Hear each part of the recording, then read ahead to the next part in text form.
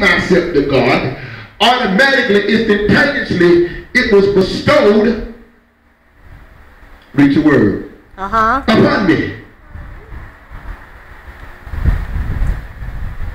Was not in vain.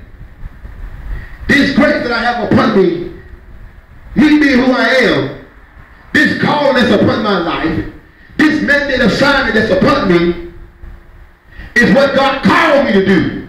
All right. It's not in vain. So that I didn't wake up on the side of my bed one morning and put my feet in my slippers to the side that I'm going to pastor this church and call it First Church Saints of God in Christ, and then I was going to be in a chief apostle. Say that. That's further from my mind. If anything, I wanted to be a musician. I wanted to travel, make records, make a lot of money, and sing for God. Having a big house on the lake where I could chill whenever I was tired doing concerts. But God said, not so.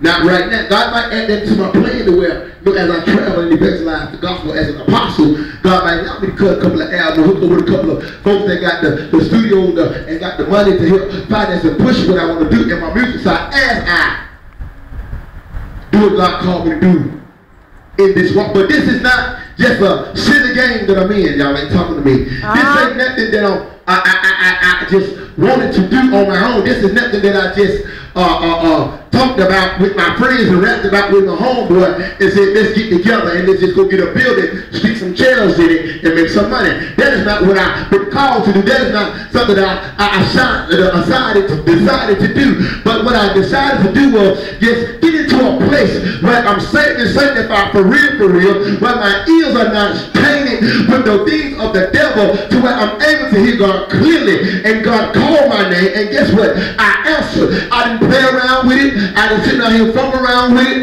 I didn't skip over it and then try to go back to it. But I heard God clearly, and the Bible said, write the vision down. Make it plain. Yes. And the other person that come along and read, they're going to run with it. The other folks that come along with you, they're going to run with it. That's what we're looking to do. Get someone to help run with the vision, Pastor Owens, so we can make this thing come to pass. Because now we have been summoned. We have been called by God. We have been mandated. We have been picked out to be picked on. I'm glad about it. Because the fact is, when you picked out to be picked on for the gospel's sake, there's a crown and a reward just for you. You have to be happy when they lie on you. You have to be happy when they talk about it. Because when it's a lie, it's a lie. That's what it is. Y'all ain't saying it here. Make sure when they go out there and say negative stuff about you, that it's a lie. Don't let anybody find something bad on you unless it's a lie. Let folk make it up, baby. Crack on me, baby. Dog me, baby. Because the fact is, I'm doing the work of my Father. I'm going to work the work of him that has sent me. While in the day comes when night comes, no man can work. I'm in this field and I'm plowing, and I'm not going to look back. Because if you look back, you're not even fit for the kingdom. I'm making sure that I'm steadfast. I'm making sure that I'm unmovable. I'm making sure that I'm walking in the way of the Lord. I'm making sure that I'm steady on the solid rock. The sure foundation, which is the B-I-B-L-E. Basic instruction before leaving earth. Because I don't want to die and go to hell believing on another God. I got to do what God called me to do. So this walk that I'm in is not pretend. This walk that I'm in is not make-believe. This walk that I'm in is not a fairy tale. This walk that I'm in is not a game. It's a serious business, and it's not in vain. Look at somebody say it's not in vain. It's not in vain. It's not in vain. But I labor more abundantly than they all. There's a lot of churches out there, they big, got a lot of folk, but they ain't laboring. You got a lot of ministers out there, they're packed out, but they're not laboring. They get in front of the microphone and they tell you a bunch of hype and a bunch of lies and a bunch of confused stuff just to keep you cutting so they can get the dollars.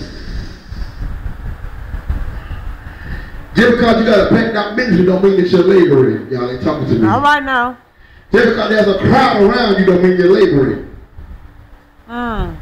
A lot of preachers don't even know it or not, but a lot of folks going to these big mega churches now because they got a true word from God said these churches going to crumble. And they go and sit in your ministry so they can watch it crumble. Preach, Apostle. A lot of folks sit like that because God got them set up in there, and devils too got them set up in there, so as soon as they crumble, they're going to laugh at you. You got a lot of folks, you got some folks that set up in these big ministries trying to give these big pastors some warnings and some discretion. But they so deep and they so befitting to the church where they got the armor bearers and they got the other pastor, then the other pastor, then the other pastor before you can get to the pastor. And guess what? The pastor that need the word can't get the word because so many folks that get this word before the pastor get it and they mistranslate it. You right. Before you mess up, because right now you toe up from the flow up. Hallelujah. Stop trying to blow up and grow up and get it gone. That's good. That's where the misinterpretation come in there. Because when the true word come through, we don't want it. You right. We go and we get the word and we hear the word, but then we flip it and twist it and dissect our own personal sin instead of taking it as God gave it to us. You're right. And trying to take the bits and pieces out that we think that ain't for us when the Bible says eat the whole roll. That's right. If I come to you and tell you that you are damned because you're not in God, guess what? You are damned because you're not in God.